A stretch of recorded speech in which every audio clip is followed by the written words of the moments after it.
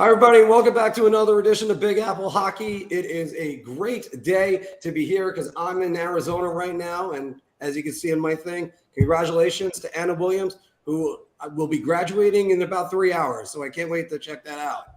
I, of course, am the proud godfather of said Anna Williams. And I'm joined by the man who is exploring Hyrule thoroughly, Mr. John Volkowski. Feverishly, but yes, this game is addicting. I agree with you 100% on that. And the man, the myth, the legend, Mr. Anthony LaRocco. Marc, how many times are we going to play the Marc messed up animation today? Hopefully none. I would prefer that we don't have to play the Marc messed up. I think Anthony should get an Anthony messed up one today, though, because he's a little presumptuous there with that buy Arizona thing. Yeah. Oh, yeah. Well, we're going to be talking a lot about that. There's a lot of stuff we have to cover today on the show. Obviously, yes, Arizona. By the way, everybody, don't forget, make sure you hit that like button for us to like, share, and subscribe. But we're going to start with the A block, of course, talking about the Rangers and the Islanders. And starting with the pretty damning words that came out of the Rangers on their exit interviews as we were covering this week. And still doing some of the season wrap-ups on bigapple.hockey.com. We have the Rangers one up there right now and going to get the Islanders one up is co-written by the man that's right down there. And, of course, the A block is powered by SeatGeek, and I'll be using that because I'm going to Dallas after this to check out the Stars versus the Golden Knights, Game 3. I think that's the one I'm having. But, Phil, we talked about this. It was a pretty damning exit interviews that basically the players were just asking for help. Like, what do you make out of this? Well, that wasn't really said in the exit interviews. It was Larry Brooks that actually came out and said that after the fact. But the exit interviews, the big problem was if you saw Jacob Trouba's, he gave a nothing burger answer about Gerard Gallant. I mean, he stopped just short of eviscerating him, basically. I thought he was about to do it. He didn't. But he just just said nothing. And I think the silence actually spoke louder than him actually berating Gallant or saying something derogatory about him. Sometimes they say silence is louder. And that's what happened. And Trouba, when asked about Gallant, was basically like, yeah. And that was it. and that's bad. That's a really bad sign. I said that Gallant had lost the team twice this season with the helmet throw and then in the playoffs. And I think that was just confirmed by Trouba's answer. So Larry Brooks came out yesterday and wrote an article and said that the sense that was coming from people within the organization is that the players were asking for help when that series went south against Jersey. And that's a really, really bad sign. We all know that Gerard Gallant is a player's coach, but he's also very hands-off and laid back. And he's not a big X's and O's guy. So what I think happened, and this is speculation, this is just me connecting the dots, I think Jacob Trouba probably went to Chris Drury after a certain point in the series. And he said that Gerard Gallant is not making the adjustments. They need some help, and there needs to be an adjustment in the style of play. Gallant probably just threw it at the players' feet, which he did. He called them soft, said that they needed more of an effort. Yeah, he might have been right. He might have been right in that sense because, I called them out for being cowardly and not really doing anything. But your coach is supposed to be your biggest leader. Your captain and your coach are supposed to be the two guys that are really supposed to steer the ship when the ship starts to go wrong. And Gallant did not do that. And I believe that the shouting match happened after Game 4 because Trouba went to Drury and said this. And then Drury, completely unhappy with the Game 4 effort, came out and went to the coaching staff after. Yes, thank you, Pete. The players are responsible for their effort, but the coach ultimately has to get the players prepared.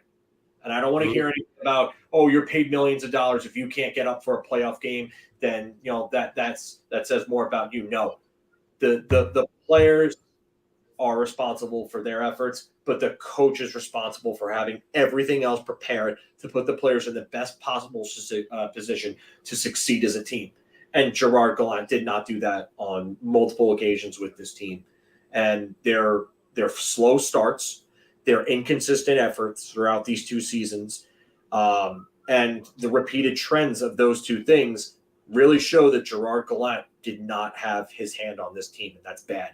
So jury had it out with the coaching staff after Game 4. And, I mean, it doesn't take a rocket scientist to put these dots together, but if I was a betting man, I would put a lot of good money on this having to be the case and how this all unfolded, because there's no way that the players are going to come out and anonymously say something to someone like Larry Brooks and say, oh, we needed help. Yeah, I mean, they not that they had to say it, but there was definitely something going on back there, and there was a major disconnect between the coaching staff and the players. And the general manager got involved. And if the general manager had to get involved to kind of really escalate this, then that's really, really bad on the coaching staff. So I can see why this happened. It's an indictment on Gerard Gallant. And you know what? I'll give him his told him so. I'll told you so moment.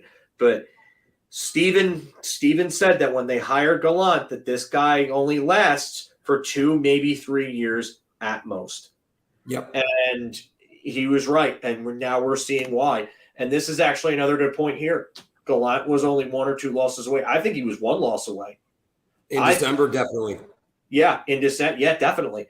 That if they would have lost that game after the helmet throw, I think he might have been fired at that point. And it looked like they were going to. It was against St. Louis. Yeah, because they were able to come back in that game. They were able to come back and win that game. And that was the game that everything started to right the ship a little bit.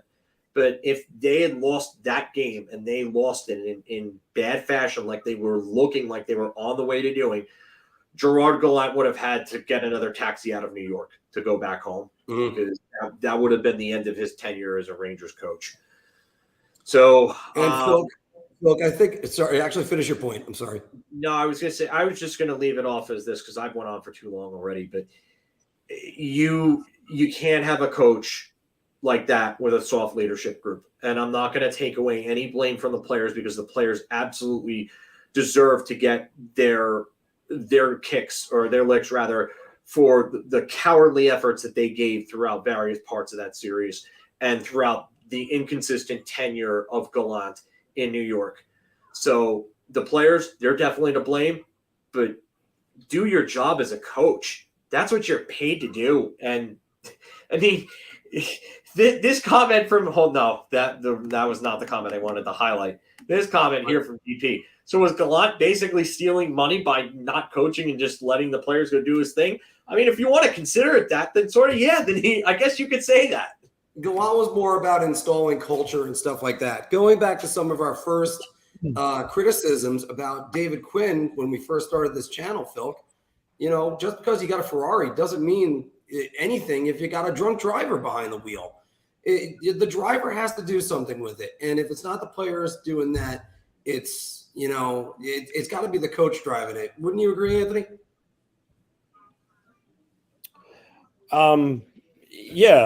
Yeah, I do. Obviously, they need direction. As Mo's saying here, I mean, he seems like he's putting more of the responsibility on the players, which I get it. Gallant didn't do a good job, but you can't. The effort that the Rangers put in a lot of games of the series is inexcusable. It's just fact. So it was kind of like a perfect storm of stuff coming together where something was going to implode for the Rangers. And in this case, that was Gerard Gallant losing his job. But, as Phil said, Statboy Steven said, it seems like he had a shelf life, 2 to 3 seasons. And that's what he's been following lately. I think he's going to land somewhere else if he wants to coach again this season. I think another team will give him a shot. But Overall, I just think his biggest issue was he has no system. What was the guy's system or identity? He didn't have one, and I think many times during the season you saw that was the case. So I think the Rangers are going to be a lot different of a team with a new coach in place that actually employs more of a X and O style system and attention to detail. I think that's going to make a huge difference. And then on top of that, I think Chris Drury is going to make some changes. But overall, I mean, I wasn't surprised by the move at all. And I think it was the right move. I do think they needed a new voice. And, there's a lot of good coaches out there. Peter Laviolette is one out there. Mike Best's name has been surfacing again, not just with the Rangers, other teams. I mean, Elliot Friedman mentioned he thinks Columbus talked to him. Some teams feel that he might have changed his ways a little bit, but at the end of the day, the point is there's a lot of coaches out there the Rangers could choose from. They can even go from within with Knobloch. So I'm interested to see, which direction they go. And you got to imagine as the calendar gets closer to June, they're going to want their coach in place to start preparing for, the offseason. I'm sure they're going to want their coach in place by the time the draft comes, especially. Yeah, so, I was just going to say that. We'll see. We'll see. But overall, I think it was the right move to get rid of him. And, but with that said, again, I think the players take a lot of responsibility on this too, because they simply were not good. It's remarkable how much people are putting this on the players. And when they put it sounds like you can't have both. Yeah, you can. You can have both. If both things can be true. He didn't coach well enough, and the players do have to bear some responsibility. So just because we're saying the coach had to be fired doesn't mean that the players don't have the responsibility, because they should have done more, played better. But as we've said all along, if you could tell me what their system was, good luck, because it's remarkable. And Ariana's saying it right here: no structure, no game plan, no forecheck. Any coach worth anything can outcoach Drew Gallant pretty easily. Yeah, that's right. And look, again, I wish Gallant all the best in his next venture. I don't say that like mockingly. I thought the guy did a good job, but he's a short-term coach. Everybody knows this. And sort of like Mike Keenan is always a short-term coach. Mark, who was the guy that I compared him to in another sport in terms of coaching? Actually, I forgot on this one, Phil. How are you forgetting this one? Oh, Buck Showalter. There you go. I was going to say, he's the Nets manager. It's like, how can you forget this? Yeah. Yeah, you're talking about a guy who usually – and Buck's turned organizations around left and right. Yeah. Gallant has done well to make his mark in New York, Vegas, and to a lesser extent, Florida. But, I mean, now you're looking – just his teams can't get over the hump, because it seems like he gets them to – there's such a thing as being a regular season coach and being a playoffs coach. And just keep in mind, Igor Shesterkin covered up a lot of faults. Yeah, so, he did. You're definitely right about that. I'm going to add this one I really want to talk about, because I think it's Laviolette. I just think that you're going to have a hard time selling James Dolan on Chris Knobloch right now. And not only that, a lot of pressure to put on a rookie coach to have him come in to a team that has to win and has to win almost immediately. Yes. There is a very, very small time frame for this team to win, because when Igor Shesterkin's contract is up, you're going to have to pay him upwards of at least $8.5 million, if not more. I would say maybe even closer to 10, depending on if he wants to stay here or not, and if they get him back under contract before he hits the market. But you got to worry about that. Also, Dolan has been wanting to win. Everything that we've seen over the last 2 years from Dolan is we want to win. We want to win now. Yeah. All moves that have been made. So I don't think it's going to be someone from the AHL, even though maybe long-term Knobloch might be the best solution. I mean, from everything that they've said about Knobloch, that the players down there respect him. He has a good system. Hartford is actually doing really well considering the pieces that they have. They're in the conference finals, I believe. So they're playing very, very well. And not only that, but having some of those guys come up over the next few years would actually have breed a sense of familiarity and would be good for player development, because that shows you that Knobloch is good with young guys, which this team needs going forward, because the last two coaches have not done very well with young talent on this team.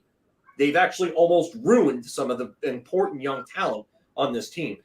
So, oh God, semifinal. Sorry about that. By the way, the as far as Knobloch goes, as far as Laviolette goes, I'm sorry, you can look at all Laviolette's teams and you could see he had good production out of wingers, some of them who you didn't expect. Victor Arvidsson, great under Laviolette. Sean Bates, when he was with the Islanders, he was very good under Laviolette. It's going to be interesting. Anthony, last word. Who's going to be the Rangers coach? Putting me in the spot. It's hard because a lot of, like, for instance, with Laviolette, he's kind of in the mix for other teams that want him too. So it's hard to. I mean, my gut says Laviolette ultimately, because it's New York and they got some star players there. Obviously, it might make the job appealing to them. But a piece of me thinks Knobloch's in real consideration as well. But a gun to my head right now, I'll say Laviolette. But I won't be surprised if it's Knobloch. All right. Well, we're going to go from the Rangers, who are in transition, to a team that may not be in transition. But first, a word from DraftKings. Hockey fans light the lamp this winter with DraftKings Sportsbook, an official sports betting partner of the NHL. New customers can bet just $5 pregame moneyline on any NHL team to win their game and get $150 in free bets if they do. If that wasn't enough excitement, you can turn small bets into bigger payouts with same-game parlays. Combine multiple bets like which team will win, how many goals will be scored, and more for your shot at an even bigger payout. Download the DraftKings Sports app now. Use promo code THPN. Bet $5 on any NHL team to win their game and get $150 in free bets if they do. Only at the DraftKings Sportsbook with code THPN.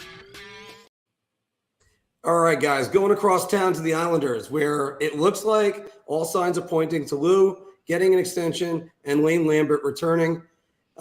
There's been various reports on this. I think Andrew Gross reported on this one, Anthony. Yes. You can correct me if I'm wrong. Good. Yeah, he was. So my question to you is, what are your thoughts on this, and is this the right move for the Islanders?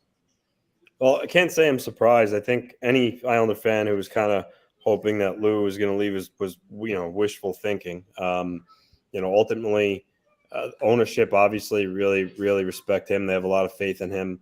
And don't get me wrong, he's certainly flawed. But when you look at what he's done so far with the Islanders, turning everything around into a professional organization again, and what has he been here since 18-19? Was that 5-6 years now? I don't know, my math's bad, but he's only missed the playoffs once during that, 2 conference final trips. So I don't think ownership really had any doubt of not offering him a contract. So again, not surprised that he's returning. I thought maybe if Lou didn't return, then maybe Lane Lambert wouldn't. But I think now that Lou's coming back, I think that almost certainly assures that Lane Lambert's coming back. I mean, it would be hard for him to oust the coach who, made the playoffs in his first year as a head coach in the National Hockey League. Losing your most talented player for a long time in Barzell and still getting into the playoffs. So I think he's going to be back too, which again, I'm on the fence about him. I mean, I'm really meh about Lane Lambert. I don't like him. I don't hate him. But I think they're going to give him another year to see what he could do. But again, in regards to Lou, again, I don't want to repeat myself, but I'm not surprised he's coming back. He holds all the cards.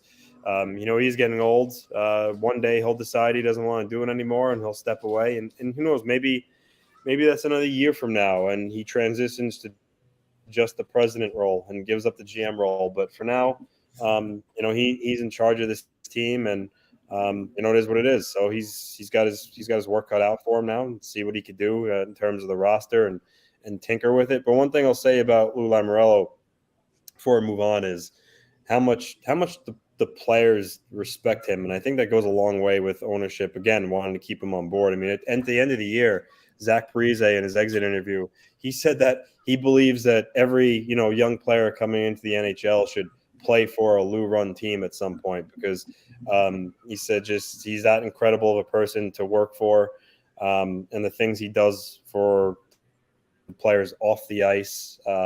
He's just really well respected, and I think the players love him. So I don't think ownership had any warning signs of, similar with Gallant, where players saying, hey, we need to get rid of this guy. I don't think the players have any concern with Lou Lamoriello. I think they all love him, and like I said, it's his team, so he's got his work to do. A couple free agents try to re-sign, make some moves here or there, improve the team. For better or worse, Lou's back, and only him knows when he wants to hang him up. He always said that age to him doesn't really mean much, that he still feels good, and he's going to do it as long as he continues to love it and feel good. So it is what it is. It's his show. Well, when you got a track record of 3 Stanley Cups and probably the greatest American general manager of all time, I don't think there's probably about it. You get to call your shot when you're leaving. Phil. I get it. I didn't think they were going to get rid of him. I think if they would have missed the playoffs, I think there would have been a serious discussion about it. It would have been one of those situations where they would have given him the option to say, oh, I'm stepping down at that point. And I don't think there's no way that you're ever going to see the word fired next to his name. It's not happening. It's not. It's just not. Lane Lambert, I'm with Anthony on this. I mean, yeah, he got them to the playoffs. I'm not really sold on him. Yes, he's better than Todd Reirden was, who was another Trotz protege, who had a head coaching job after Barry Trotz left Washington. And I mean, I guess he's better than that, but that's not really saying a whole lot, because I think Reirden's an assistant again now somewhere else. In Pittsburgh, I think. Yeah. He didn't last very long. Yeah, he didn't last long either. But to me, I will say this. I don't know if Lou Lamoriello coming back is the best move for that franchise. I think that they need a younger, fresher mind in there. I think Lamoriello's best days are far behind him. I think some of the moves that he's made over the last few years have really put the Islanders in a bind. You had to lose guys like Devon Taves. How did you keep Josh Bailey over Jordan Eberle? You really? Or Cal Clutterbuck or Matt Martin? Like you got rid of the guy that had the best chemistry with your star center, your young star center at that point. I think the contract that they gave Matt Barzal is a little on the pricey side. I get why they had to do it, but I still think for the production and the player that he is, I think it's just a little pricey. I think that the Romanov trade was not a great trade. I think giving up a first rounder for Alex Romanov was just way too expensive, unless you feel that he could become a stud defenseman. And I just don't see that. I don't. I see a capable 4-5, maybe even a 3 if he has some unexpected spike in development somewhere. But I think we're past the point of him being this, being somebody that you have on the radar for, having a spike in development at this point. I just think that I think Lou Lamoriello, I think it's past prime. I think he should hang them up. I think he's had a great career, one of the best ever. But I think it's at the point where I think you need a fresh mind and a new direction with this team, because I do think there have been some very, very questionable decisions over the last few years that if they weren't made or they were made differently, I think this Islander team would be even in a better spot right now than they are. And I think you would be looking at them as one of the powerhouses in the Eastern Conference. Well, I do think they need to infuse some youth into this team. And right now, I don't think that's what Lou's objective is. I think that's where it's where the difficult part is. Are the Islanders closer to being a non-playoff team or a contending team? And that's a question that's going to have to be answered because there isn't exactly much in the pipeline, Anthony, or at least that I'm seeing. I know William DeFore, everybody's talking about him. And I know you were saying Samuel Bolduc looks like he's going to be a full-timer next year. And, Aho did take a step forward, I thought. And, jury's still out on Robin Salo. Also, we're going to talk about Oliver Wahlstrom later in Bar Talk, but because they're going to need some production out of him. But they're going to have to find a way to get younger and faster and more production out of their wings. Because I think they're set at the center position for a long time, especially when Brock Nelson probably is going to re-sign and finish his career as an Islander. That was it. You muted, Anthony. Oh, that was it. I wasn't sure. Yeah. I don't think Lou views like you mentioned. Are they closer to being a contender or non-playoff team? And I think Lou, obviously he's old, but I think he always wants to win and win now. As long as it's horribly apparent that your team sucks, then he'd be one to rebuild. But I think when you look around the National Hockey League, the Florida Panthers were the 16th team in the playoffs, and they're in the conference finals. Seattle was one win away from going to the conference final, and I think Lou looks at this team and says that anything can happen in the National Hockey League, and I don't think he views his team as like kind of on that bubble. I think year after year he's going to try to go for it. But you're right, he does need to inject some youth in the lineup. You have some guys that are, on the wrong side of 30, albeit, still producing. Brock Nelson is seemingly getting better as he gets older, which doesn't make any sense. But, so I think Lou views it when he looks at his team. I think he believes that his team has just as much of a chance of winning as anybody else, right or wrong. I think that's how he views things. Even when they made the trade for Bo Horvat, they weren't in a playoff spot, so I just think that's the way he kind of looks at things. And I think this offseason, he's going to try to get the team faster. I do think he really does acknowledge that. How he does it, I don't know. I mean, he has some work to do in that regard, but because a lot of the forwards are signed for next year. There's only, you think maybe if Zach Parise doesn't come back, there's maybe one spot open, and that's already kind of ticketed to Oliver Wahlstrom. So if he wants to tinker with some forwards, he needs to get creative. And last offseason he talked about getting better through hockey trades. He didn't do that. Does he do it this year? I don't know, but I think he's good at something. The question is, can he? His track record lately does not much in the summer and during the season when he makes his moves. Pajot was midseason, Palmieri was midseason, Horvat's midseason. You look at his summer moves, what are they? Romanov, he doesn't really do much in free agency during the summer. So will that change this offseason? I don't know, but I do think he's going to try to do something, because I think that right now you look at it, close to $7 million of cap space. You say to yourself, that's good. But then you consider you have to re-sign or replace Scott Mayfield, one of the two. That's going to cost some money. What do you do with Oliver Wahlstrom? I know he's not going to break the bank, but he needs to be re-signed. Sam Bolduc needs to be re-signed.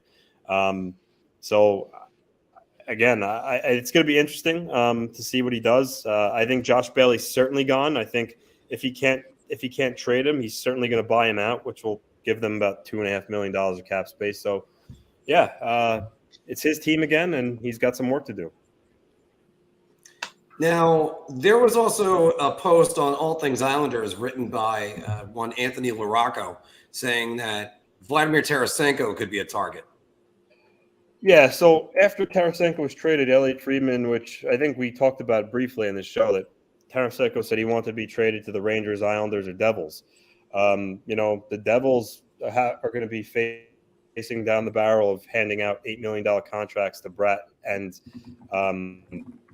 Meyer. The Rangers are, similarly Islanders. They got some other stuff cooking in the pressure cooker. Don't have a ton of cap space, so who knows what's going to happen there. So I think if the Islanders can move Josh Bailey and get that number of cap space up, I think Tarasenko would come there. It's just a matter of, do the Rangers re-sign him first, or can the Islanders trade Josh Bailey? We'll see. But I do think he would come there if the Islanders approach them. So we'll have to see, what it comes down to. And one thing, this is for the Rangers too, not just the Islanders or any team that signs him. Tarasenko made $7 million this past season has been making $7 million. Tarasenko's not getting $7 million again at 31 years old. I think you're probably looking at this point in his career, maybe $5 million on a 3 or 4 year deal, but he's not getting anywhere near $7 million. So I think he'll be relatively affordable for whoever wants him. Yeah, I think there's a lot of term that you're going to have to give out. He's 31 years old, and that's kind of the way that I'm looking at that. Phil, one last word, because it looks like you're ready to say something. I was going to say, with Tarasenko, 3 of his last 4 seasons have been either subpar or injury-filled. Obviously, in 21-22, he had that career year offensively with 84 points, I think. 84 points, yep. Yeah, so that's another thing. You're looking at a guy who obviously his best years are behind him. I still think he could be a 60-point player, maybe even a 70-point guy, but he's not going to be an 80-point player again, and his numbers are only going to go downhill from here. So why are you going to give, or why is anybody rather going to give $7 million or anywhere near that to a guy who's had three shoulder surgeries on a shooting shoulder? Yep. I mean, I'm surprised I got that without getting tongue twisted, but I mean, I just don't see it. I really don't. I have a hard time seeing that. I think he's going to get a nice, like Anthony said, 5. Okay, I could see that. Maybe 5.5. Does some team overpay and give him $6 million? Possibly. You never know. It's free agency. That kind of stuff always happens. But the term that he's looking for, he's going to price himself out of the Rangers range. And then, I mean, I'll just say this while we're on Patrick Kane real quick, because I just see this right here. I don't think Patrick Kane even gets $4 million. If he wants to come back to the Rangers like he said he did in his exit interview, I think that you're looking at maybe a $2 to $3 million deal for 1 year for him, and he comes back and proves it. But he has to have whatever surgery that needs to be done. That has to happen first, and that hasn't been decided yet. So if he has that done this offseason and has it done soon, then I would look out for him to sign a deal with the Rangers on a short-term deal, on a prove-it deal. All right. Well, guys, if you happen to notice, there's a bar right behind me. Can't wait to attack that later tonight. Yeah, I had it face more towards the pools and the palm trees, but I'm just like, yeah, you know what? I'll go with the bar because why would you not do that? That scenery is so much better. This is so much better, so I have to go with that because that's where we're heading, everybody. Let's do some bar talk. Shot. This is the easiest I've ever to answer. I'm going to say beer. I can't even begin to describe. I'm actually going to go crazy. I'm going to buy everybody around on this one. You know what? I was so enthusiastic to get the bar talk. I forgot about one more thing, guys, because stop me if you heard me say this before, but ESPN hates hockey. They aired the full 9-1 blowout between the Cardinals and the Red Sox. They missed 3 goals in the Western Conference semifinals, it should be. So if you want to say that's a mistake. And Vegas ends up eliminating Edmonton. Phil, why does ESPN hate the NHL? I don't get it. I really don't get it. How do you do that? You have a playoff game and you air the entirety of a blowout regular season game in the middle of May over a playoff game in the NHL that you this is the same crap all over again from the Stephen A. Smith. I don't even know what her name was. That was with Molly Kerm. Molly. Oh, whatever. Screw her. I don't care. But, Lord. Yeah, I don't even care about that. But it's the same crap all over again. It's just we're gonna put hockey in the back seat. It's almost like, you know what? I'm like wishing for NBC to have hockey back at this point, because at least They cared about it. They put in the effort. You know what? It's like we all wanted a fresh new look and renovation, but the production is garbage for the NHL. It's never like that for the NFL or anything else that they do, but it's garbage for the NHL. They don't care. Their on-air personalities trash the NHL, and they do nothing to put these on-air personalities in their places and tell them, hey, you know what, we're supposed to be promoting this, not bashing it on our TV because we think we're the sports version of Jerry Springer or Howard Stern. Shock value. Yeah, that's real shocking. A bunch of stupid analysts at ESPN bashing the sport that they're supposed to promote because they got a big TV deal for it. It's stupid. Absolutely. And on top of that, Phil, you get that they don't care half the time. And then you get whenever a team goes on the power play, they care too much. Look over there. We got to put a cursor over every single player. We got to show where the puck is. Where's the dashboards? Goalie. You got to point out some fucking fans. It's so ridiculous what they do because and thank God TNT has the Stanley Cup Finals this year. I don't want to see ESPN. And especially, and look, they at least, I've heard Levy calling games. I've heard Butcher Girls calling games. But look, I'm not here to trash on our personalities, but I've had enough of Sean McDonough. He's not a hockey guy. He just isn't. I didn't like him in '98 in Nagano when he was doing those games. So that's it as far as that goes. But I mean, the ESPN, this is such a joke. It's a playoff game. This was bad too. Oof. Oh yeah, John Anderson making the joke. What's White Cloud? It sounds like a great name for a toilet paper. Now, granted, he kind of said it just at the wrong time. It's like, look, guys, just switch it to a different sport. Are you making that same joke when it comes to the NBA, NFL? No, of course not. No. Anthony, why does ESPN hate hockey? It's let's face it, the NBA and NFL baseball are always going to be ahead of the NHL, even though the NHL is on their network now. It's just how it is. So for me, a lot of this stuff I don't even get a reaction from it because I've been a hockey fan all my life and I'm used to, ESPN kind of just, brushing hockey off. So for me, it's just another day, meh.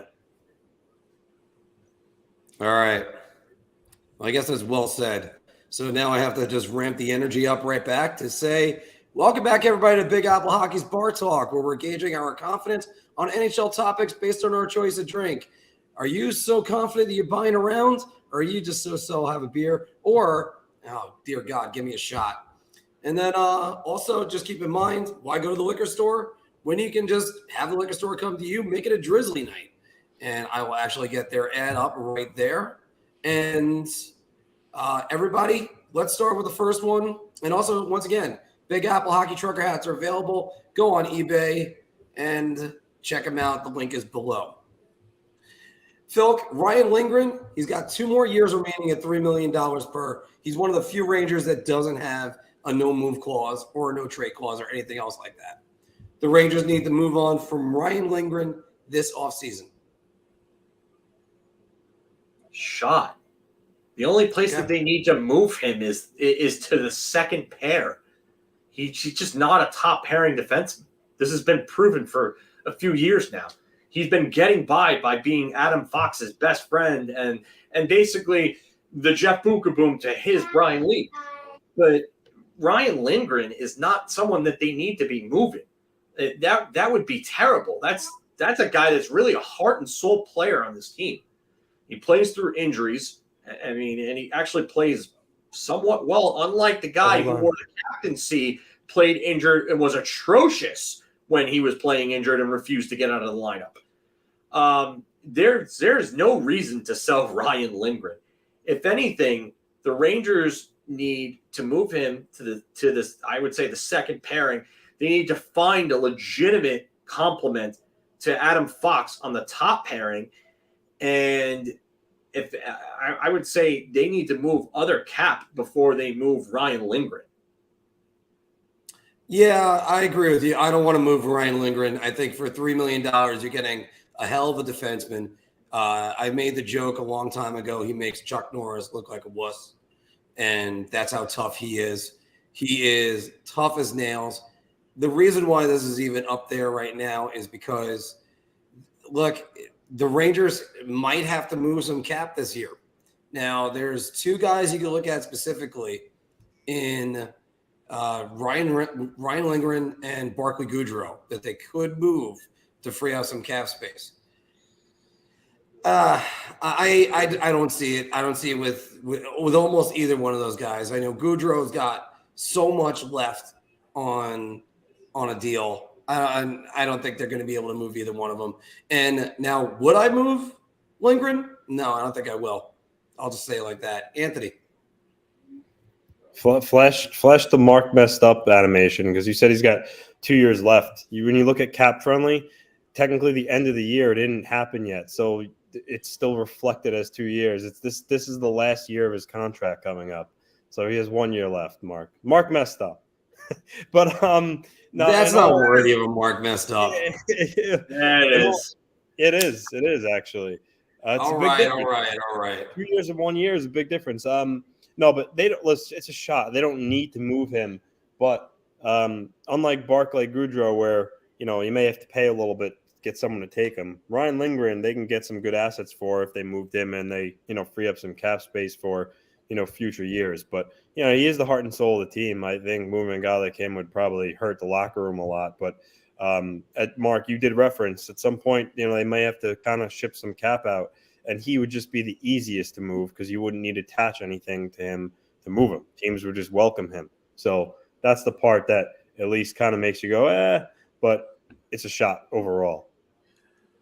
And also, just to go into just a little bit more of that thought, $3 million, if I'm a GM and I could get Ryan Lindgren for $3 million, I will take it for like a third round, maybe a second round draft pick at the most. But Philip, you had one more thought. I would say one thing regarding to this. I would not want to see this team repeat itself with the same mistakes that they made with guys like Marc Stahl and Dan Girardi. And Ryan Lindgren, as far is younger than they were when those guys signed those contracts, but those contracts aged poorly. And something tells me that the next contract that they're going to have to give Ryan Lindgren is going to be somewhere in the range of what Marc Stahl and Dan Girardi got, like that $5 million range. I don't know if Ryan Lindgren's worth that much. I think he's maybe worth about $3.5 to $4 million. I think he's good where he is. But due to the fact that he's been misplaced like Michael Roosevelt and Marek Malik were into a top pairing situation due to the lack of true depth there, he might end up commanding that type of money from the Rangers or on the open market. And at that point, I just don't know if he's worth that.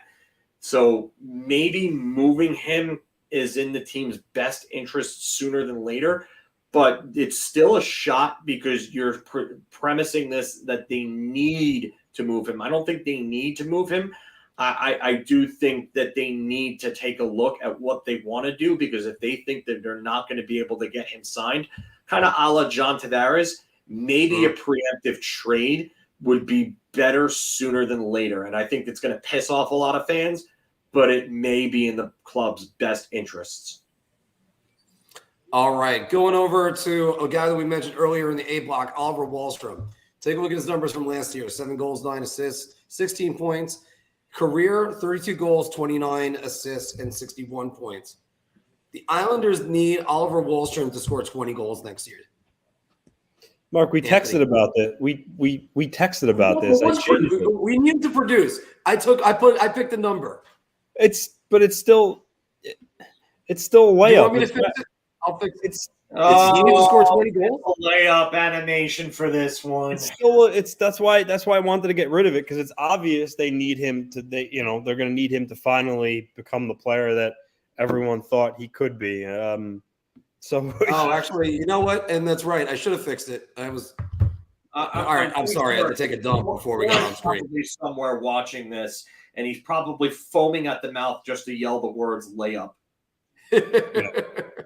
All right. Well, I got the layup for you right here. So Anthony, go into Wahlstrom. You think he's capable of doing this next year?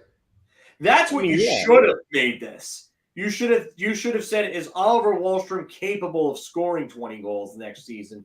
That would have been an actual one that would have been tougher. Not do the Islanders need Oliver Wahlstrom to score? Yes. What are you asking me if I need air to live? Yeah.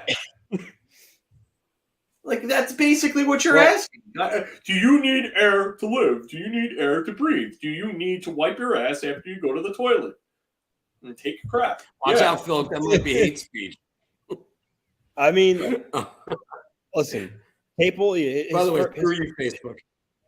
His first year in the league, where he played 44 games, he had 12 goals, and then not this season that just ended, but last year he had 13 goals. So. He's a young player, and he possesses a tremendous release and wrist shot. So, I mean, I think he's certainly capable of scoring 20 goals. It's a matter of, one, staying healthy, and two, doing enough things away from the puck where the coach could trust you, giving you the minutes to put you in a situation where you, let's say, can play next to a Matt Barzal and score, a bunch of goals. So I certainly think, yes, he's absolutely capable. It's on him about to whether or not how serious he is about, honestly, similar to Alexis Lafreniere, how serious he is about his, taking his off-season training seriously, his conditioning, and doing the right things away from the puck. If he does all that, I think he has a lot of offensive talent, especially when shooting the puck. So, yes, I think it's around. I think he's capable of scoring 20 goals. It's a matter of if he can put it all together and do what he has to do during the course of an offseason and during the season to stay effective. Just to mention this, Anthony, I just got the update on the topic just now. Ridiculous. So that's Apple screwing that one up. Phil, do you think Oliver Wahlstrom is a 20-goal scorer next year? It's actually tough because really, I think it comes down to what Anthony said about him. The game away from the puck is the biggest thing for me. Does he have the drive and the motivation to improve himself away from the puck to keep himself in the lineup? Because it doesn't matter if it's Trotz or Lambert. It seems like he doesn't give the effort that you need away from the puck to really keep himself at this level. I mean, he's naturally talented. His shot is ridiculous, but that alone is not going to get you by. Like I look at Oliver Wahlstrom in the same light that I look at Eeli Tolvanen in Seattle. I mean, he was a top prospect in Nashville for all those years. He was one of the best prospects outside of the NHL. Was a guy that everyone looked at as one of the better shooters out there. A guy who had an elite level NHL shot. The rest of his game just did not round up into form. And Nashville, they finally had enough of it, and they said, "Oh, we're just going to waive you because you apparently need a change of scenery."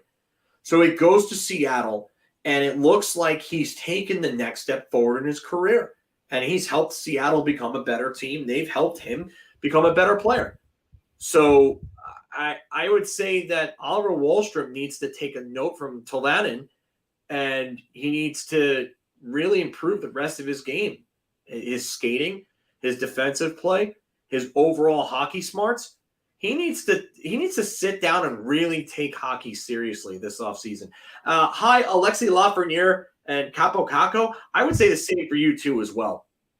And mind you, one thing to add. Alexis Lafreniere, by the way, Anthony. Sorry. One thing to add about that is he tore his ACL. So at his exit interview, he said that he's going to be ready for training camp, and he's just going to work on getting his knee back and really strong. So that's something else that he's going to have to work through this offseason. Is he's going to be coming off that injury, and he's really got to train really hard to make sure that he's good to go, and that's behind him. Because another thing is when you tear your ACL, have a serious injury like that, sometimes it's a mental thing where you think it's going to happen again, and you maybe don't do. You're scared to kind of do some things on the ice, and also when it comes to training. So he's got a tough road ahead for him as offseason. Hopefully he can get in the right mindset and come back ready to go.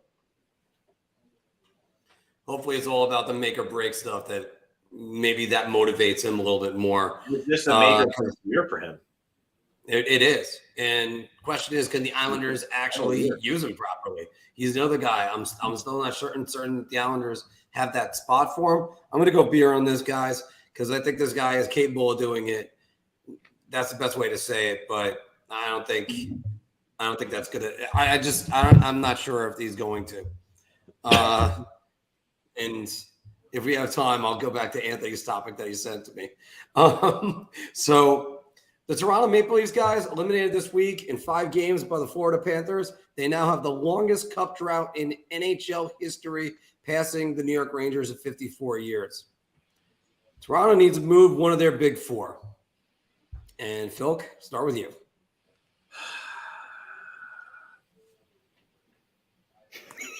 Yep. Yeah. Come on, man.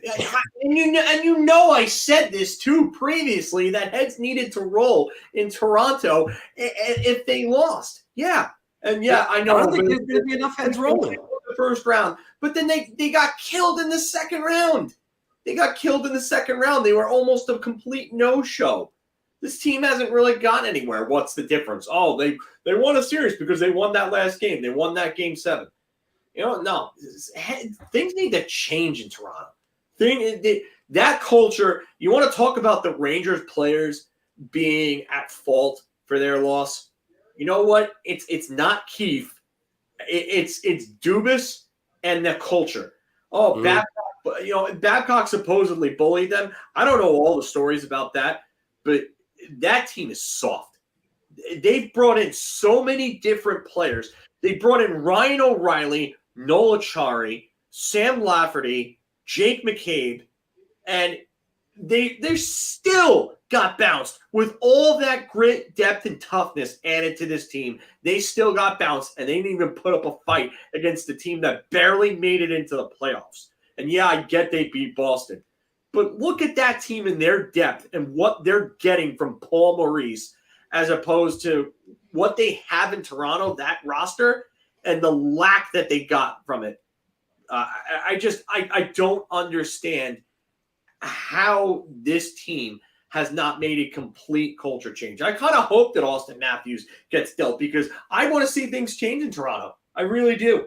I hope Matthews gets dealt at this point, or Marc, but I don't think Marner's getting dealt. I think Matthews will because I think that they're going to avoid a Tavares Islanders situation. They're going to take note from the Islanders, and they're going to move him preemptively. Anthony. Yeah, it's around. I mean, the only thing Phil really kind of was spot on. The only thing I can add is I think it's going to be Nylander that gets moved. I know, and I learned my lesson on this. So, but Leaf fans are saying, oh well, all of them said the right thing on breakup day. Like Nylander said he wants to be here. Matthews said he wants to be here.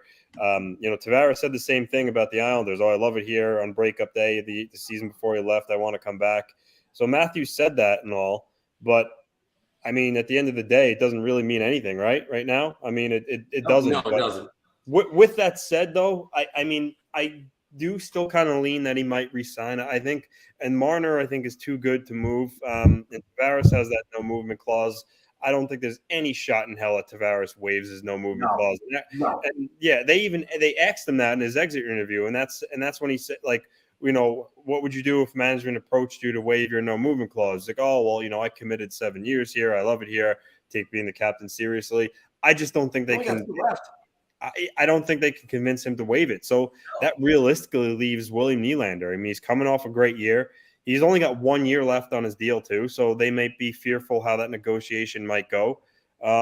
So yeah, I think they do have to move one of the big 4, and I think Nylander's the guy to do it. And I think he can return a pretty good defenseman if they wanted to do a Hall for Larson type of move with Nylander. I mean, as a hockey fan, as Phil mentioned with Matthews, I mean, it would be more fun to see a huge move like that with Matthews getting traded. And if he gives any indication that he might not sign, I think they have to move him. I just happen to think that he probably will sign, and Nylander is the guy that goes. But oh boy, do I wish it's Matthews who gets traded. That would be some good nasty TV. I got to tell you, that would be great for us because we know that stream probably will get 1,000 viewers or so. But and even though we're not a Toronto stream, but I also did this so that way I could plug the hats and say this is a hat trick. Don't forget to look for your Big Apple hockey hats. But the thing I have to say about this is they're going to move Nylander, and then that's going to be it. It's better if they move Matthews or somebody like that. This team needs a major overhaul. They need a major kick in the ass. And I can't imagine I'd ever say the words if I was Kyle Dubas. I traded Austin Matthews. But they're going to have to do something major. It's got to be one of those guys. What is this team doing? This team should have gotten over the hump when they basically guaranteed a Canadian team was going to make it to the conference semifinals and then to the Stanley Cup final. They basically had so many guarantees for the Maple Leafs to make a Stanley Cup final. And then Boston loses. Everybody's going, well, they did say we want Boston, and then they said we want Florida after that. But this is an organization. It's almost like Mystery Diagnosis on the Discovery Channel or an episode of House. Patient is sick. What is wrong? You have to fix this. You might have to tear it all down. You might have to do that because you really think Wall is going to be the franchise goalie? Everybody says that they're going to be. Maybe step forward. They didn't take a big step forward. They could easily take a step back to being mediocre. They still have to go through Boston next year. Who knows what Boston's going to be? I don't think running the same team out there is going to be the answer. And apparently, you got Florida, who right now looks like they might be the team to beat. Because we're going to get more into them. But first, got to talk about this one. The Edmonton Oilers were eliminated in 6 games by Vegas. Edmonton needs to make a major move. Guys, I'm saying this around. And when I say a major move, I think they have to look into possibly dealing Leon Draisaitl. No shot. No shot. Man, hell they're doing that. Well, he's making $8.9 million or $8.5 million. He's only got, I think, a couple years left on that deal. You can get a haul for him right now and be competitive. That's my take. You could, but I don't know. I don't know how you justify trading Leon Draisaitl. I think he's the second best player in the world, and I think there's a significant gap between 2 and 3. I get he's what 2. I think he's 2 years away from free agency, and McDavid's 3. But I don't. I think first off, I think McDavid would be steamed if they traded Leon Draisaitl. That's one. Depends on who you get back. No, but not even who. I mean, I understand McDavid understands it's a business, but still, I mean, Draisaitl is his running mate. I think I just don't see any shot in hell they trade Leon Draisaitl. I think it would be a huge mistake because they want to compete right now, right? Okay, so they want to compete right now. Yeah. So when you trade Leon Draisaitl, the team that's acquiring him, they're going to probably want to give up, younger players and prospects. Like I don't see a Leon Draisaitl for David Pastrnak trade. That's not in the cards. So I don't know. Marc, I love you, but I disagree entirely. I don't think trading Draisaitl. So that's what I'm saying with that. But by the way, let's establish the parameters here since you were very vague with this. Edmonton needs to make a major move, or does Edmonton need to trade Leon Draisaitl? Is what you're asking? Edmonton needs to make a major move. Speculating is Leon Draisaitl. So a major move is a round, but it's not in the sense that you're talking about right now from your perspective. It's in the sense that they need to go out and they need to go get another big, I would say another top 4 defensemen, preferably a top 2, because with Darnell Nurse out in that game, their lack of defensive depth got exposed big time. And you know what? And I said it as soon as I found out that both Pietrangelo and Nurse were not playing in that game. I said Edmonton was screwed. Edmonton was screwed because they have 0 depth after Eichel. Their defense is just not that good. It's really not. So they need another legitimate top 4 defenseman, preferably a top pairing defenseman. They need to move on from Kyler Yamamoto. Kyler Yamamoto was pathetic in the playoffs. Evander Kane was pathetic in the playoffs. These guys are taking up too much. Yamamoto, I think he's an RFA, I believe. If I could be wrong there, because I haven't. Actually, Phil, I got the cap friendly open for them. I'll give you that one. So Yamamoto is an RFA after next season. After next season, okay. So Yamamoto has 1 year left on his current deal. Than an RFA. I would look to move him. I would look to try to get defensive depth for him. I know you're not going to get a ton, but they absolutely need to get defense for him. He's just not the answer in that top 6. He seems like more of a complimentary guy that he kind of just goes as the guys on his line go. He's not a play driver of any sort. And Ryan Nugent-Hopkins, for a 100-point showing in the regular season, 1 goal and 11 points in 14 games in the postseason. Pathetic. Not what you expect from a 100-point player in the regular season. And Leon Draisaitl, he should shoulder some of that blame too. I know that everybody's not going to say, "Oh, well, that's a guy that was up there in playoff points. He was 1 or 2 in playoff points." Where was he in the final 5, in the final 4 games of that series? I'll tell you where. Yep. He had 1 point. He had 1 assist in those final 4 games. 1 assist. And better yet, Phil, he got caught puck watching on March or so, who tapped in the go-ahead goal. Yeah. So a guy that's actually pretty good defensively, actually underrated defensively, I should say, didn't really play great defense in all that series. So, I see this right here from Lauren. Trade RNH and you have the cap space to get some more defense.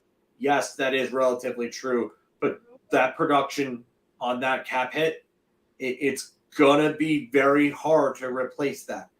Again, I think 100 points is an outlier. I think he goes back to a 70-point player, maybe 80 if he's lucky. Which is still good for $5 million. But for what you're getting for $5 million is insane. That's insane for that type of for that cap hit. So I don't know if I'd want to deal that guy because that you're not getting enough cap dealt to really address the full issue at hand. So now again, I pointed out. Now again, I wouldn't think about trading Draisaitl, but you have him for 2 more years, $8.5 million. You can get a haul, and you can still be able to compete for a Stanley Cup. That's just my take. Anthony, under those parameters, what do you think? Well, yeah, it's around. They need to make a major move. That doesn't include Leon Draisaitl. I think they need more. Honestly, Phil is right. They need defense, but I think they need more scoring. They need more support. Nugent Hopkins, he had a great year, 100 points, but previous to that, his career year was 18-19. He had 69 points. Last year, he had 50 points, albeit 63 games. But so it's probably an outlier, So if he, let's say, goes back to his norm, that could really hurt them. I think they need another real solid top 6 forward. I mean, I know their cap space situation. I'm not exactly sure how they make it work, but they could use an Alex DeBrincat to come in there and help them out, get more support, scoring. I just think they need another top 6. There's somebody on that team, too, that's pretty familiar with Alex DeBrincat. But on the other hand, who is it? Connor McDavid. They played together in junior. Okay. But I do have to say this, Phil. They got $90 million up against the cap right now. I'm good trying to look up Nugent Hopkins, by the way, with that no movement clause. Yeah. Oh, he's got a 10-team no-move clause, by the way. No, he's got a full. He's got a full, buddy. Looking right at it. Okay. All right. Well, that's the other question too. I just don't know where the Edmonton Oilers go from here, guys. I just don't. They tried to upgrade in their goaltending, and I say that loosely with Jack Campbell. By the way, we're talking about the hockey that is being played in just a second. They tried to do that with Campbell, and I just don't know what they do. Stuart Skinner's next year. You really think Stuart Skinner's going to win you a Stanley Cup? I don't know. You know what's going to be interesting is that there's kind of some speculation already that Connor Hellebuyck may not sign an extension with Winnipeg, which would make him. That would be the major move. Where Winnipeg may have to move him this offseason. And if that happens, I mean, there's going to be a lot of teams lining up for him. But the Oilers should be throwing teams aside to get first in line there, because if they got Connor Hellebuyck, that might be the answer to their issues. Good luck moving Jack Campbell. 4 years left, $5 million per modified no trade clause, and he submits a 10-team no trade list. Let me correct that.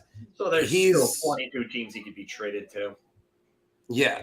So, but who's lining up to get Jack Campbell at $5 million per for the next few years? That ain't happening. And then you have to pay Hellebuyck on top of that. Good luck, Ken Holland. That's all I have to say about that one. Guys, tomorrow night, the Eastern Conference Finals start. The Panthers versus the Carolina Hurricanes. Show of hands, everybody. Who had Carolina versus the Florida Panthers at the Conference Finals? Nobody. Yeah. So, Florida got only one goal between Matthew Tkachuk and Alexander Barkov in the second round, and they still won in 5. They're going to need their big guns to show up in order to beat the Hurricanes. Anthony. Yeah, it's around. The Hurricanes are one of the stingiest defensive teams in the league. We all know how much they stifle you. And, Toronto was the furthest thing from that. The Hurricanes are going to be a real challenge for them. And their top players like Barkov, Tkachuk taking their time and space away. The way the Hurricanes defend and the way they come at you, the Panthers are going to need everybody on board here to score goals and produce. So this is a round. Phil? Get the damn layup. Hit the layup button. Yes. How were you? They're not gonna need Matthew Tkachuk to still play like an MVP against a better Carolina Hurricanes team? Or is Bobrovsky gonna? Are they gonna win with Bobrovsky shitting the bed? I mean, come on. This is just too much of a layup here, man. All right. But yeah, it's obviously you're going to need your big guys to be your best guys. Hence why the New York Rangers are no longer playing. And then you have guys like Sam Bennett who have been pretty good. Sam Reinhart. He had one goal in the second round too. Yeah, and Aaron Ekblad has been just as advertised. I mean, Brandon Montour might be the biggest revelation in hockey with the way that he's played in this postseason and this season in general. He turned into a top-flight puck mover, and now all of a sudden he looks like he's Paul Coffey out there in the playoffs. So, the Panthers need to keep doing what they're doing, but it's not just that they need their big guns, is they're going to need their work boots because Carolina is going to force them to play and it's funny because who was Steve Goldstein, I think, Florida's play-by-play guy. He was on NHL Network the other day, and he was talking about the similarities between the Canes and the Panthers in terms of style of play. Paul Maurice being obviously a former 2-time Carolina Hurricanes coach. And just the systems that he and Rod Brindamore employ with their players and the way that they play very up-tempo, in-your-face type games in which the defenders like to pinch in and keep the puck in the zone and keep the pressure on the opposition. So, yeah, the Panthers, more so needing their big guns, they're going to need to play a very smart, sound hockey game. And they're going to need to be quick and accurate in transition to catch Carolina with their pants down. Because as you saw the Rangers do last year, when you do that, when your breakouts are sharp and crisp, you can beat this Carolina team. Even Jersey even gave them trouble at times throughout their games when Jersey's breakouts were really good and their players were going. But the minute that Carolina got their system in place and started playing their game, they took over every game that they were in against Jersey. And, Anthony, you could obviously test that too against the Islanders. When they get that going and they get that pressure on you, it's real tough for them to get it off. But if you don't allow them to play, you can beat that team. So that's what the Panthers really need to do. Paul Maurice is going to have to really, really, really get his team prepared for Rod Brind'Amour and that system. Jacob Slavin, Jordan Stahl, Sebastian Aho. The Carolina, and while we're at it, Jesper Fast as well. And they might even get Teravainen back. He's pretty good defensively. Teravainen, I think, is going to be playing in this series. Yeah, he is. He's going to be back. They said he's definitely coming back. I think he might be back in game one. The point I'm going to try to make with this one is, Phil, you said it best. They're going to need their work boots, and their work boots is the third and fourth line. You got to hope that they keep on producing at the bottom six. Carter Verhaeghe has had such a great playoff. If he can keep that up. I mean, Tkachuk has been phenomenal. Look, the Panthers are going to use Barkov to take away some of Carolina's guys because he's a sulky level defender. But it's going to come down to, can you get shots from the point like Montour has been getting, and just they're going to have to work hard to beat Carolina. What? Another similarity: the offense from the defense from these two teams, and the shots from the point. There you go. So that's why I'm going with a beer on this one. I don't think it's a no-brainer. I think it's just they need to make sure that they're just working with their bottom six. That's how you beat the Carolina Hurricanes. Because the Stastny step-on line, I mean, you want to just call that the used to be really good line? I don't know what you want to call that. Because here's another problem with what Carolina has right now. Because they've used 3 goalies in this playoff run. The Carolina Hurricanes are going to use 1 goalie in this series, Phil. Ooh, okay. I'll apologize. The last one, now that you put that in that perspective, wasn't as much of a layup as I said it was. So, yeah, I'll apologize for that. And we'll do a Phil messed up for that one. Then, we don't have a Filker Anthony messed up button. No. And then the used to line, as Patrick is now calling them. I like the used to line. The used to line. Yeah. So it's actually a tough one. I am going to go with beer. I am kind of inclined to say shot because I think at some points in this series, I think both of these teams are going to go to their backup goalies. Just because, and not just necessarily to start, but to bring them in, because I think that some of these games are going to be one-sided to the point where one team gets their defensive game flowing and shuts down the other team and then scores a bunch of goals on the other team. I think we're going to see some weird scores that we're not going to expect in this series. Anthony. Yeah, I was going to have a question. Does the Hurricanes getting blown out and pulling their goalie count? Because then if that's the case, then shot. I think there's going to be a game where, Anderson gets, maybe allows in 3 or 4 and they decide to make a goalie change momentum. I think that's almost inevitable. So the Panthers can have a lot of forwards that can hurt you. So this is a shot for me. I'm only going to go beer because I don't know if the Panthers have a score or the ability to run it up on these guys the way that Certainly they do. do. I think, yeah. I know that they do. They haven't done it really in the postseason. They haven't really done it as much. Carolina better hope that they don't go with 1 goalie. It probably could be Freddie Anderson. But I understand it sort of doesn't matter. Carolina plays such a good forecheck system and they back check well that it almost doesn't matter who's in net. And they're using every single player on their roster if they're going to try to get to the Stanley Cup Finals. Yeah, and great team speed. But Sergei Bobrovsky was the only goalie that played every minute of his team's games in the second round.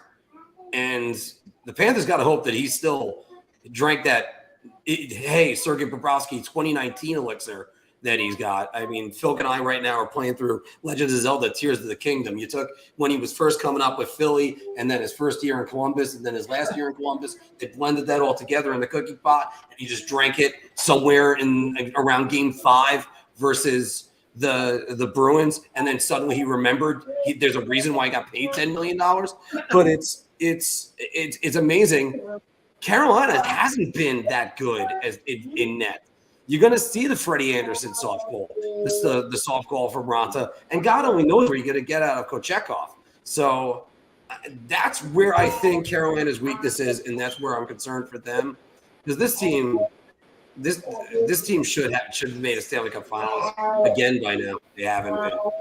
But also, by the way, guys, how about the Paul Maurice coaching against Rod Brindamore, who we had as captain of the Hurricanes back in 2002. Somebody's microphone is noisy in the background. I don't think it's me. I think it's a little bit. But what? There's like we're getting a little bit of background noise from you. I don't have any back other than. Yeah. Hold on. All right.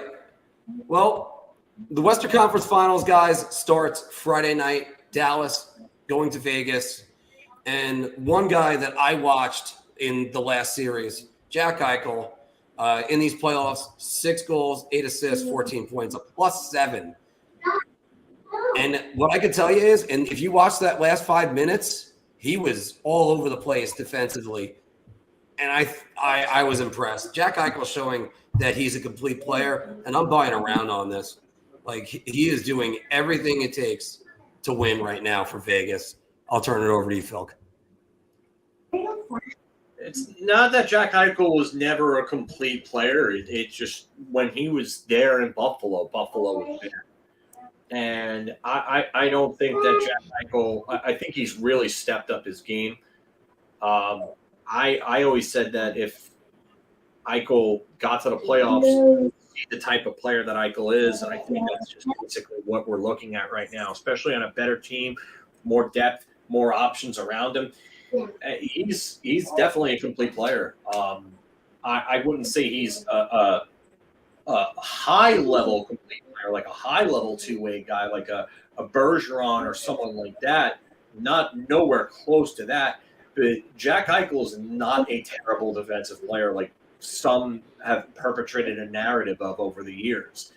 So Eichel showing it was more of Buffalo than it was himself. And I do agree with this. Definitely agree with this. But I will actually head it over to, I guess, Anthony at this point. Are you buying around on that? Buying around. Yeah, I'll go around. I agree with Phil. He's not Patrice Bergeron or Anze Kopitar or, Barkov like that, but he's no slouch in the defensive zone. And you can see that, he has the drive. He's playing playoff hockey. And, he's hungry, and you're seeing it in his play in really all areas of the ice, especially in the last couple of games of last round. So, this is a round for me. Almost a layup, but not quite. But yeah, it's a round. Well, this one might be a little bit of a layup, but I don't think it is. Pete DeBoer is going to take his 4th team to a conference finals: New Jersey, San Jose, and Vegas. Pete DeBoer doesn't get enough respect, and I'm also going to flash his coaching records right now. Anthony, I'll start it with you. I mean, when you look at his record and some of the trips he's had to the conference finals and such, I mean, it's kind of hard not to say round, but I think with DeBoer is he's not like he's a player. He's a player's coach, but he also kind of employs good identity and systems for whatever team he's coaching. And it also seems like from from when I've seen him on TV and watching the teams he coached, it seems like the players really respect him too, and I think that goes a long way. When you as a player, when you really believe in the system that your coach is putting out there, and you like him as a person and a coach, it makes it easier to go out there and throw your body in line by blocking shots and doing what you're told to do. And I think for DeBoer, I think he kind of has all of that mixed in there with his style. So, I'm going to go round. I'm going to go round here. First, I kind of convinced myself. First, I was going to go beer, but I'm going to go round on that. Phil. I'm going to go shot. You know what? You're talking about this guy as, and I understand it. Everybody's talking about conference finals appearances. And I know he went to a Stanley Cup final and they lost in 2012 last year. But I think his track record kind of speaks for itself. It's spotty. It seems like it's all or nothing for this guy. Like when people used to say the same thing about the New York Giants. When they got to the playoffs, they went all the way with Eli Manning. And they had those two really deep runs. And then they had another run where they were out early. But I think that people regard him as a good coach, not a great coach. And I think that's what he is. I think he's a good coach that can get you there. But I don't know if he has what it takes to win the dance. And the problem with him is when he goes to a team, he goes there that first year, and they're really good that first year or those first couple of years, and then everything falls apart after that. It's almost like the message gets lost with him. So, Mario basically literally just I actually just saw this. I'm sorry, I didn't even see your comment. But, yeah, it's on the money, Mario.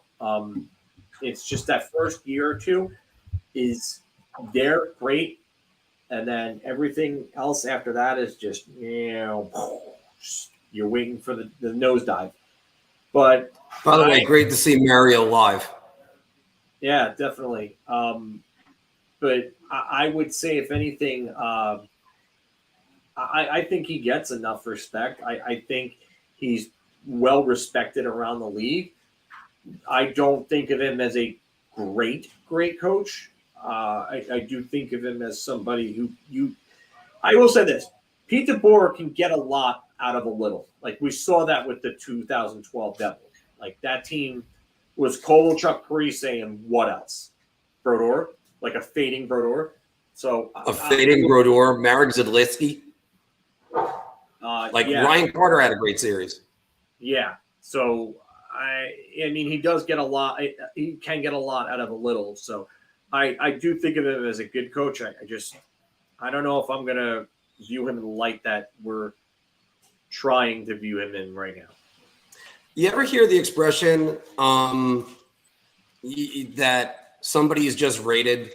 They're not overrated. They're not underrated. They're rated. He's exactly rated where he needs to be. Pete DeBoer is.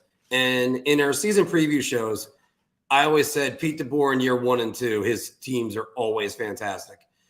And then it gets to like year 3 or year 4 and they collapse. So I'm going to go with a beer on this because he gets results his first 2 years. It's just his message wears out quick, and then he's got to go.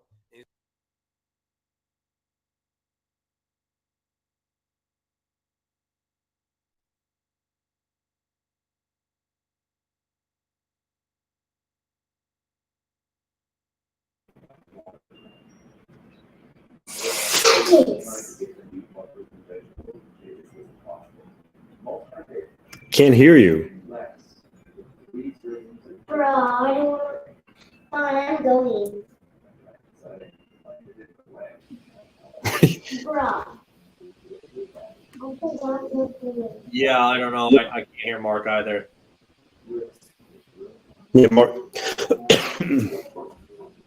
Can you guys hear me and Anthony? Otherwise, in the chat, I can hear you, Phil. No, I know you can, but I'm just saying that everyone else hear us in the chat. Can hear Anthony. Yeah, Marc was having audio issues before. That's why we started partially why we started late. Yes, we are experiencing technical difficulties right now. I'll pick up for Marc, though, but I think Marc is right when he said he's rated. He's rated justly. I think he's rated pretty justly, and that's what I was getting at. I'm not trying to slam Pete DeBoer. I don't think he's a bad. I just think that he's rated justly. I think people are pretty fair in the way that they talk about him. And I think until he wins the big one, or he gets teams that are consistently good after the first couple of years, then I think we can talk about him the way that we're talking about him now. And then when the situation improves, we can revisit that discussion. But I will go and I'll take over for Bar Talk here. All right. Just making sure you can hear me now. No, yeah, I can hear you now. Okay. Yep. Okay. All right. Because that was, Phil, go ahead to the next question. All right. So in Phil taking over Bar Talk, moving on from that. So I don't know if you guys saw it, but things are not looking good in Arizona right now, as you could see in Anthony's little title, because the Tempe board voted down the Arizona Coyotes arena proposal. So it looks like taxpayers and everybody were not happy about having to pay probably upwards of hundreds of millions to help fund that arena. So if the Coyotes relocate, Salt Lake City should be the destination. And Marc, are you with us, or? I'm with you. Oh, okay. So, I'm actually going to, since you're in Arizona right now, I'm going to throw this one to you first. I'm actually going to go I'm going to go beer on this. I think Houston should be the destination if you're going to try a new major city. Texas hockey has been a Stars staple since 1994, and they could use another team down there. Do you guys know what team travels the most miles every NHL season? The Dallas Stars. The Dallas Stars. So that would definitely kind of cut into that a little bit. So I would say Houston, but there's still hope down here in Arizona that they actually get the Tempe Stadium done. Anthony. I'm gonna go round. Actually, I think I like Salt Lake City as a better option than Houston. I know in terms of like the market, I know Houston's one of the biggest cities in North America, the United States. So they got that going for them.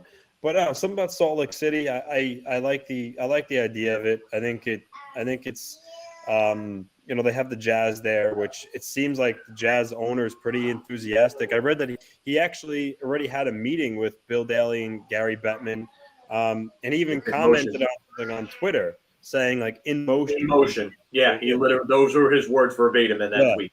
Yeah, so it seems like he's excited about it. And I think the NHL, their main thing, aside from obviously, market and interest, they want an owner that's enthusiastic and excited about bringing hockey to their state or region, or what have you.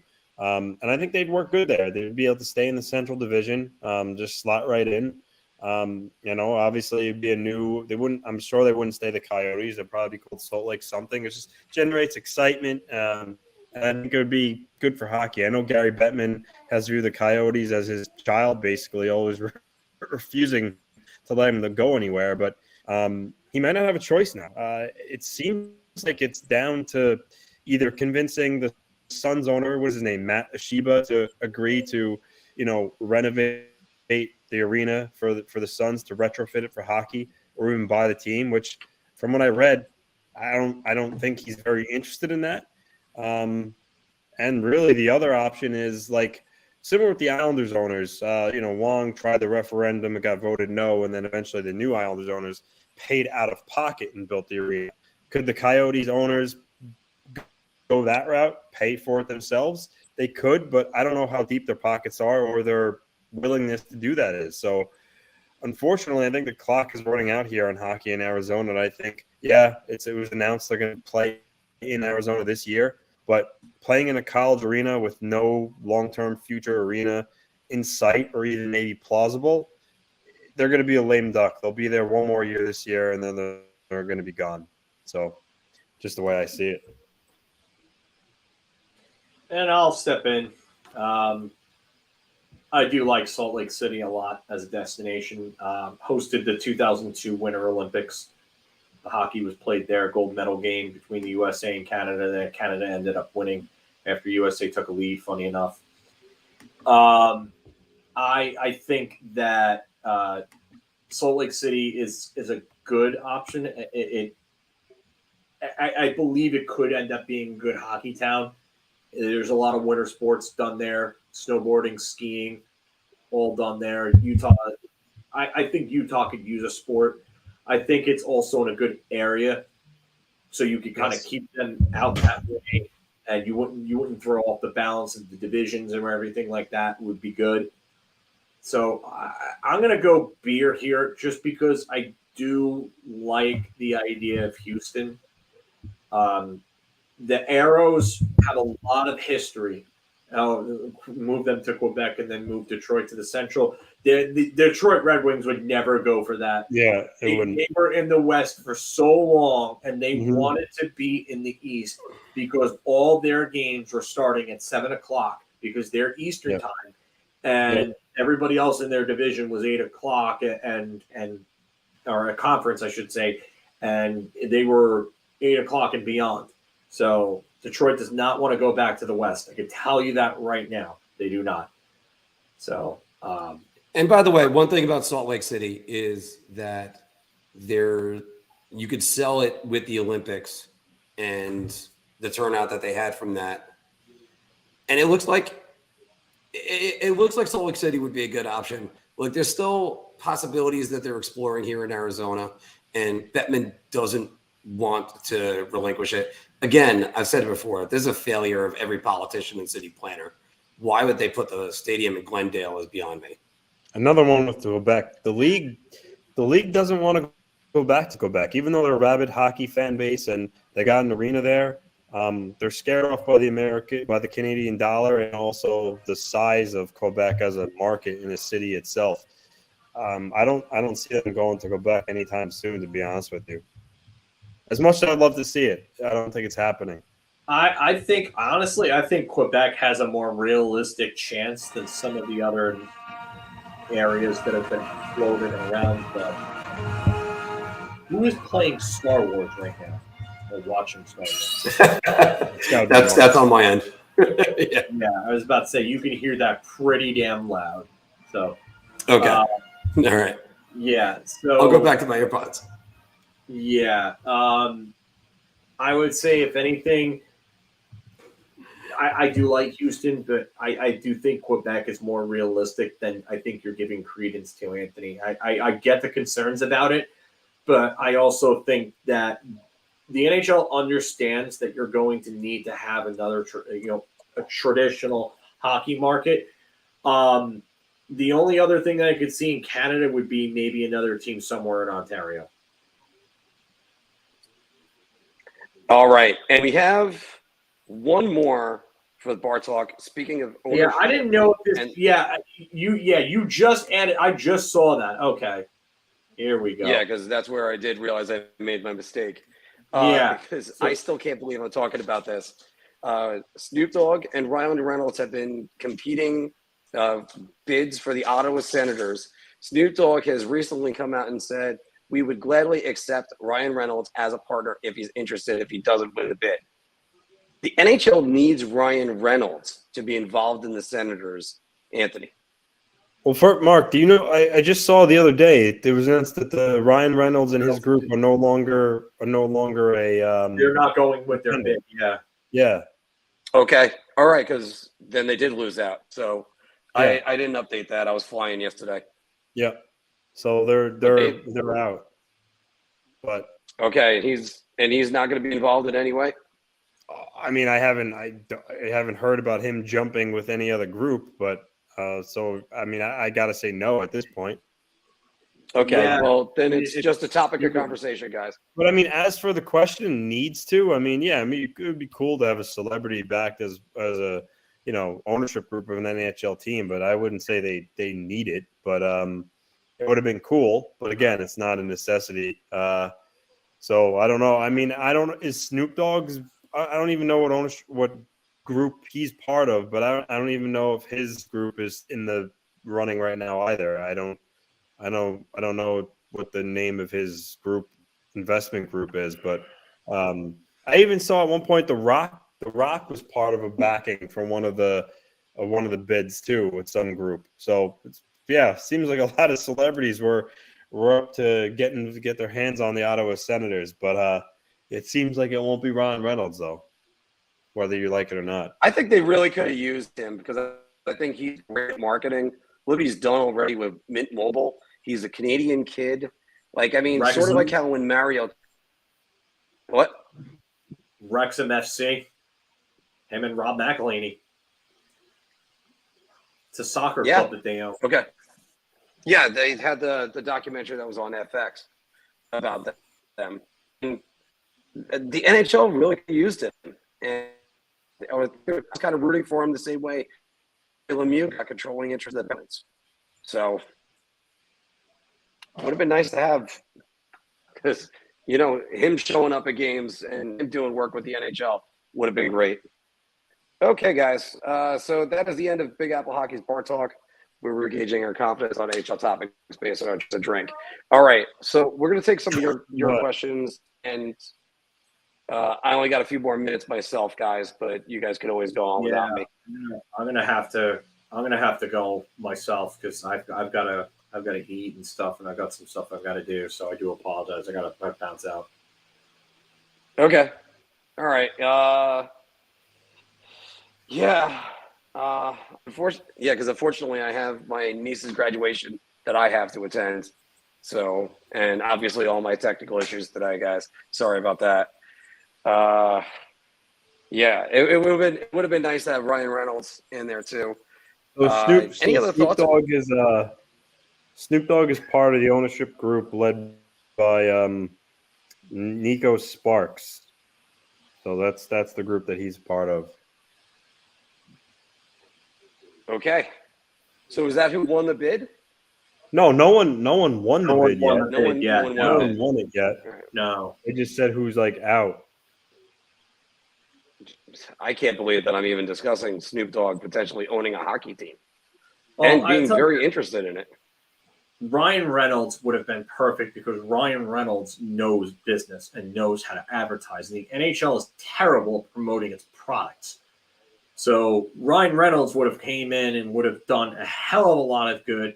It's a name that everyone in America knows. If everyone knows that Ryan Reynolds is owning a hockey team, I wouldn't even want him with the Canadian team. I would want him if the Arizona Coyotes relocate and there's another expansion team in the U.S. I want Ryan Reynolds on that ownership group because I believe that would do a lot for hockey for whatever team that is that gets a new team. So the Rock is part of the Snoop Dogg group with that guy Nico Sparks. Oh geez, wow. Yeah, that's some okay. That's some big guns in that group. Yeah. Now, just to mention this one. Yeah, Snoop Dogg has been wearing hockey jerseys since the 90s. Yep. Right, but a lot of guys did it more for fashion. I know he did the hockey terms video, but still, I mean, actually owning a team, I still never thought I'd ever see the day. Yeah, he's actually a hockey fan. I know, yes, in the 90s, part of hockey or part of fashion sense back then, fashion culture was hockey jerseys. They were big in the 90s, but Snoop's actually somewhat of a fan. That's good. I mean, I'd rather have a guy that's an actual fan. I know Salt and Pepper used to wear Devils jerseys, but I'm guaranteed they couldn't name a single player on it. Possibly. I don't know. Yeah, I don't know. Yeah. So, Mark. I mean, I could try to make another joke, but I'd only push it real good. Anthony? Oh God! Please stop. Who says no? William Nylander for Zach Werenski, straight up.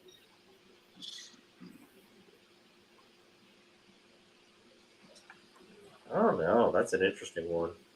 Yeah. That is an interesting one. We have to have a good who says no again soon.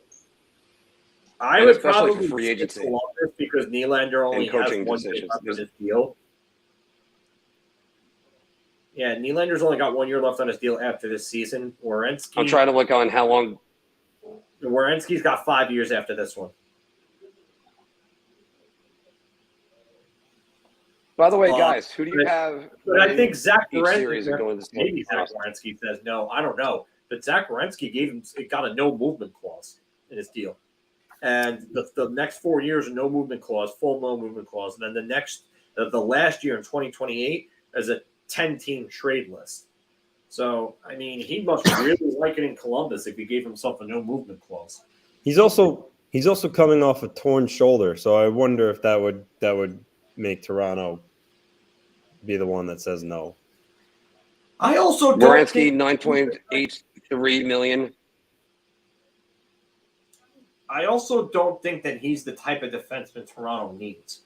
They need an Eichel. They need a Pietrangelo. Yeah, I agree with that. Yeah.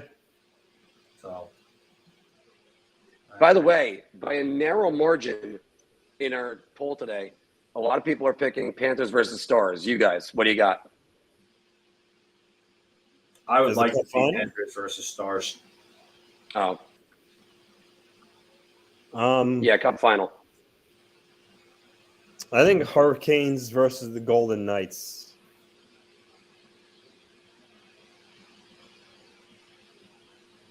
Yeah, exactly. It's pretty honestly, split even. 27%, 25%, and 22%. I think that Stars Golden Knights series is honestly a toss up. I really do. I think it's going to be a good series. I hope it's a long series, but I think it has potential to be pretty damn good. And I'm just surprised that the Golden Knights are in the conference finals with Aiden Hill as their goalie. I mean, and before that, Laurent Brossoit. I mean, it just kind of, it kind of makes you say to yourself, do you really need that elite goalie to go really far? Yeah. I'll still take Andrei Vasilevsky over everyone. So I'm actually going to go Knights versus Panthers. I think Panthers just are on that magic run, and it's going to keep going. Yeah. And by the way, wouldn't that be a way for Bruce Cassidy to give the middle finger to Boston? Yeah, definitely. I'm going to bounce out, though. I will see all of you guys later. Yeah, we're actually going to wrap it up today, guys, because we have had a lot of technical difficulties. See you guys. Everybody, thank you very much. I'm off to go see my niece graduate from high school, and it is always a great show. And we'll see you again next week. Take care, everybody.